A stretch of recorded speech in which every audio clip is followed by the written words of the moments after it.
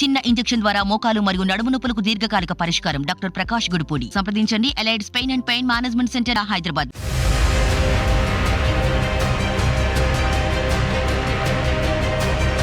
బీహార్లో నితీష్ కేబినెట్ తొలి సమావేశం జరిగింది. పాట్నాలో జరిగిన ఈ సమావేశానికి 2 డిప్యూటీ సీఎంలు, కొత్త మంత్రులు హాజరయ్యారు. ఈ భేటీలో పలు కీలక నిర్ణయాలు తీసుకున్నారు. ఫిబ్రవరి 5 నుంచి బడ్జెట్ సమావేశాలు నిర్వహించాలనే డెసిషన్తో పాటు మరో 4 అంశాలకు ఆమోదం తెలిపింది మంత్రివర్గం. ఇదిలా ఉంటే త్వరలోనే తన మంత్రివర్గాన్ని విస్తరించే పనిలో ఉన్నారు సీఎం నితీష్ కుమార్. ఎవరెవరిని కేబినెట్లోకి తీసుకోవాలి, ఎవరికి ఏ శాఖ కేటాయించాలనే అంశంపై కసరత్తు చేస్తున్నారు.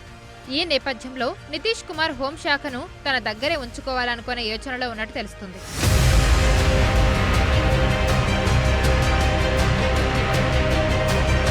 బీహార్ కేబినెట్లో గరిష్టంగా 35 మంది మంత్రులకు అవకాశం ఉంది. నిన్న 8 మంది మంత్రులు ప్రమాణం చేశారు. కొత్త కేబినెట్లో అగ్రవర్గాలకు చెందిన 3 మంత్రులు ఉన్నారు. అటు ఓబీసీలను ప్రసన్నం చేసుకోవడమే ఎన్డీఏ లక్ష్యంగా కనిపిస్తోంది. భూమిహార్ కమ్యూనిటీ నుంచి విజయ్ చౌదరి, విజయ్ సిన్హా, రాజ్పుత్ కమ్యూనిటీ నుంచి సుమిత్ కుమార్ సిన్హా సహా 3 అగ్రకులాలకు చెందిన మంత్రులున్నారు.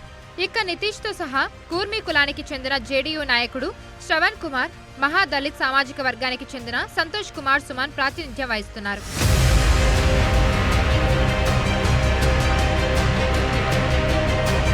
ఇక బీహార్ ముఖ్యమంత్రిగా నితీష్ కుమార్ 9వ ప్రమాణం స్వీకారం చేశారు.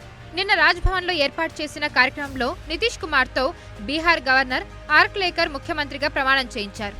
దీంతో దేశంలో అత్యధిక సార్లు ప్రమాణ స్వీకారం చేసిన ముఖ్యమంత్రిగా నితీష్ కుమార్ రికార్డు సృష్టించారు. 2000లో తొలిసారి సీఎం అయిన నితీష్ 7 రోజులే పదవిలో ఉన్నారు. ఇక అప్పటి నుంచి ఇప్పటి వరకు 9 సార్లు ముఖ్యమంత్రిగా బాధ్యతలు స్వీకరించారు. 2002 ఆగస్టులో ఎన్డీఏ నుంచి బయటకొచ్చిన నితీష్ గతేడాది జనవరిలో రిపోర్టర్లు అడిగిన ఒక ప్రశ్నకు స్పందిస్తూ అలాంటి ప్రశ్నే ఉండదు, బీజేపీతో కలవడం కంటే చచ్చిపోవడమే మేలంటూ వ్యాఖ్యానించారు. ఆయన చేసిన వ్యాఖ్యలు ఇప్పుడు వైరల్గా మారాయి.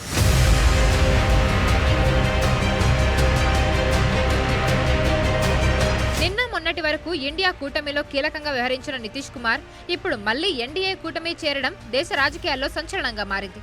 దీంతో ఇండియా కూటమి పూర్తిగా విచ్ఛిన్నమయ్యే దిశగా సాగుతోంది. ఇప్పటికే ఇండియా కూటమిపై టీఎంసీ అధినేత్రి, పశ్చిమ బెంగాల్ సీఎం, ఆమ్ ఆద్మీ పార్టీ అధినేత, ఢిల్లీ సీఎం అరవింద్ కేజ్రీవాల్ కూడా విమర్శలు గుప్పిస్తున్నారు.